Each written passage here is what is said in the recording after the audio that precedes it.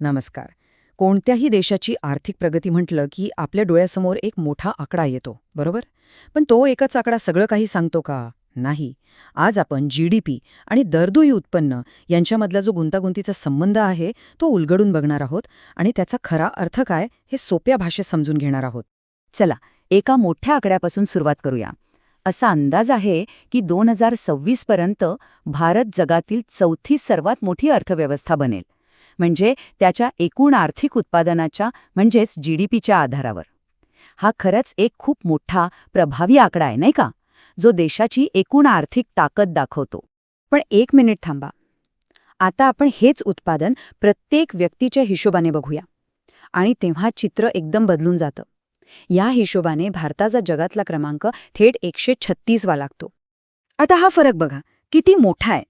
म्हणजे एकीकडे जगातली चौथी मोठी अर्थव्यवस्था आणि दुसरीकडे प्रत्येक व्यक्तीच्या पातळीवर थेट 136वा नंबर. हे कसं शक्य आहे?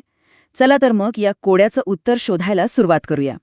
बरं, हे कोड सोडवण्यासाठी आपल्याला आधी काही महत्त्वाच्या गोष्टी समजून घ्याव्या लागतील. चला, सगळ्यात आधी जीडीपी म्हणजे काय हेच बघूया. एकदम सोप्या भाषेत सांगायचं झालं तर जीडीपी म्हणजे देशाच्या अर्थव्यवस्थेचा आकार मोजण्याचा एक माप आहे. म्हणजे देशात तयार होणाऱ्या प्रत्येक गोष्टीचं मूल्य, मग ती कार असो किंवा सॉफ्टवेअर, सगळं काही यात येतं. मग जीडीपी दरडोई उत्पन्न म्हणजे काय? सोपं आहे. देशाचं जे एकूण उत्पन्न आहे म्हणजे जीडीपी, त्याला देशाच्या एकूण लोकसंख्येने भागायचं. यातून आपल्याला काय मिळतं तर देशातल्या प्रत्येक माणसाच्या वाट्याला सरासरी किती उत्पन्न येतं याचा एक अंदाज येतो. चला, आता आपण प्रत्यक्ष बघूया की ही सरासरी काढतात कशी. ह्याची पद्धत खरं तर खूपच सोपी आहे. बघा, फक्त 3 सोप्या पायऱ्या आहेत. पहिली पायरी, देशाचा एकूण जीडीपी किती आहे ते घ्या. दुसरी पायरी, देशाची एकूण लोकसंख्या किती आहे ते घ्या. आणि तिसरी पायरी, त्या जीडीपीला लोकसंख्येने भागा. झालं, जो आकडा येईल तेच आपलं जीडीपी दरडोई उत्पन्न. आता हेच सूत्र आपण भारताच्या 2026च्या अंदाजित आकड्यांवर लावून बघूया. भारताचा अंदाजित जीडीपी किती आहे तर सुमारे $4.5 ट्रिलियन आणि लोकसंख्या जवळपास 143 कोटी. आता ह्या प्रचंड जीडीपीला प्रचंड लोकसंख्येने भागलं की उत्तर येतं साधारणपणे $3051. आणि हो, ह्याच आकड्यामुळे भारत जागतिक क्रमवारीत 136व्या स्थानावर आहे. पण थांबा, अजून खरी गंमत बाकी आहे. आपलं सुरुवातीचं जे कोड आहे ना, ते सोडवण्यासाठी आपल्याला ह्या आकड्यांमधला एक खूप महत्त्वाचा फरक समजून घ्यावा लागेल. हा खूप महत्त्वाचा प्रश्न आहे. जरा विचार करा. अमेरिकेत $1 जेवढ्या वस्तू विकत घेता येतात तेवढ्याच भारतात घेता येतात का?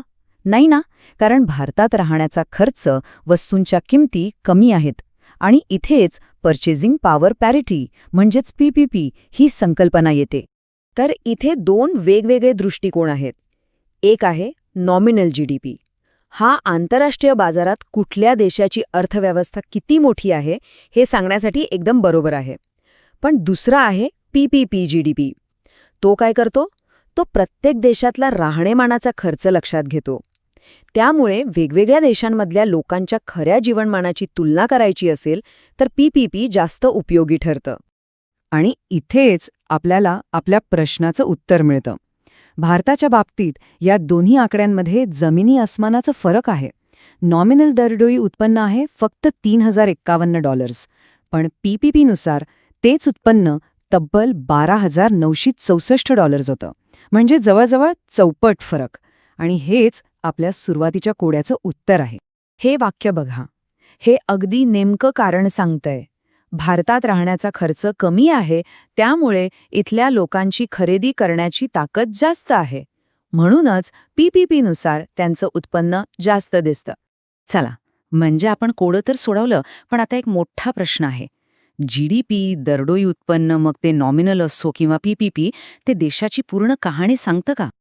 नाही, यात एक मोठी मेख आहे. पीपीपीने चित्र थोडं स्पष्ट होतं खरं, पण तरीही जीडीपी दरडोई उत्पन्न हे एक अपूर्ण माप आहे. कारण ते आपल्याला फक्त सरासरी सांगतं. आणि सरासरी अनेकदा खरी परिस्थिती लपवू शकते. कारण बघा, जीडीपी दरडोई उत्पन्न देशातली श्रीमंत आणि गरिबांमधली दरी दाखवत नाही, ते लोकांचं आरोग्य, त्यांचा आनंद यांसारख्या महत्त्वाच्या गोष्टी मोजत नाही.